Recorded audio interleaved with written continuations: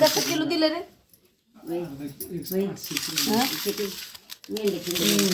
नाही, इकडं कसं आहे माहिती आहे ना, ह्यो काही बकऱ्याचं मटण आणले आणि इकडं कसं करतात लोक माहिती आहे का, मेंढराचं मटण खातात आणि बोलायचं म्हणतात. आणि ह्याला इकडं काय त्यांचा देव आहे माहीत नाही, पण सगळेजण लोक इकडं मेंढराचं मटण खातात, त्याला बोलाय म्हणते. पण आम्हाला तसलं खा वाटत नाही.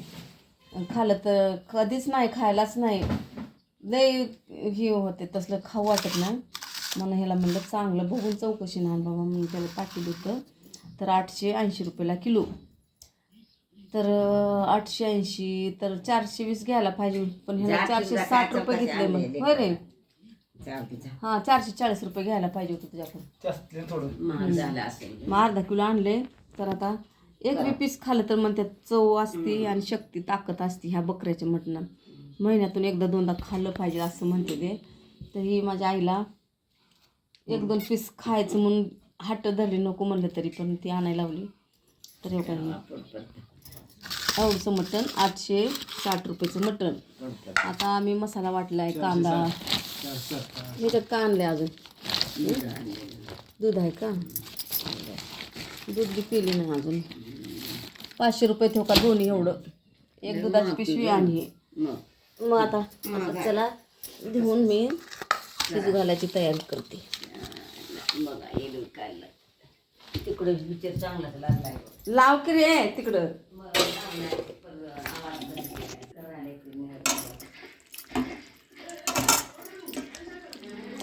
आता हे चांगलं मटणाला 2 पाण्यानं धुवून घेतले चांगलं.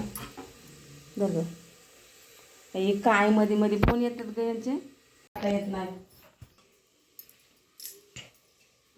सोड आता, काय नको.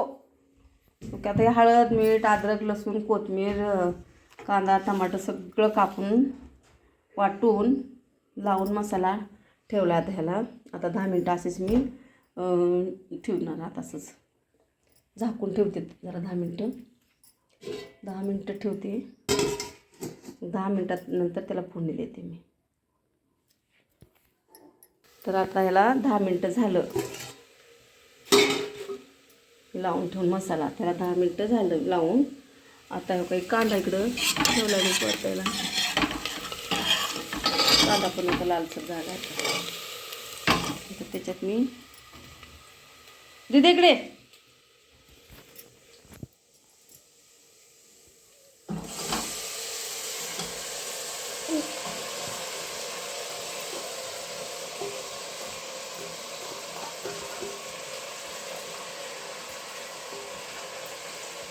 आता ह्याला पाणी नाही ओतायचं त्याच्यात बरं का.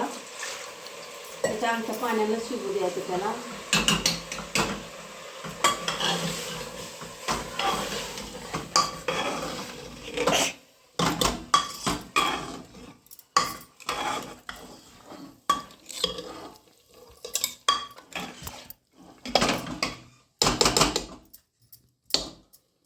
त्याला का 10 मिनटं काय आमच्या पाण्याशी जरा शिजू द्यायचं थोडंसं. आणि इकडं पाणी गरम करते मी, थांबण्यासारखं.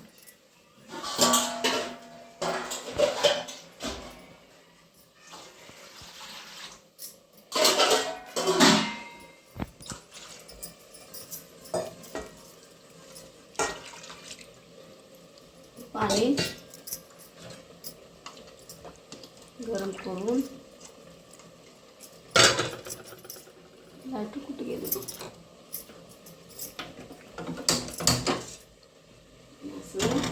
ठेवायचं पाणी गरम करायचं. आणि तोपर्यंत त्याच्यावर 5 मिनटं झाकण ठेवायचं त्याच्यावर. आमच्या पाण्याशी शिजू द्यायचं जरा. आणि आता 10 मिनटं हे पाणी गरम होईच तर त्याला शिजून घ्यायचं. नंतरून त्यात पाणी ओतायचे. हे पाणी त्याच्या आमचं आटून गेलं. आता हे पाणी गरम झाले तर हे पाणी त्याच्यात ओतते आता.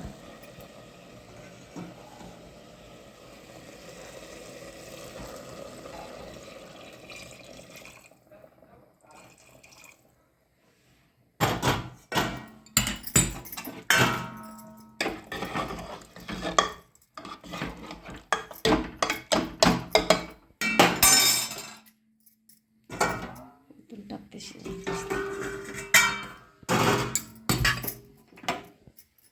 तर आता ह्याला ना कुकरचं झाकण लावते. शेवकाचा आता जरा लालसरपणा कमी झाला आहे. आता ही त्याला 3 किंवा 4 शिट्ट्या देणार आहे आणि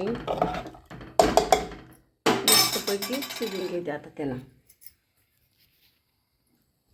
कुणाची पद्धत कशी आता आम्ही ह्या पद्धतीने बनवतो. आता तर शिजलं की 2 3 4 शिट्ट्या दिल्या की झालं, मग शिजन.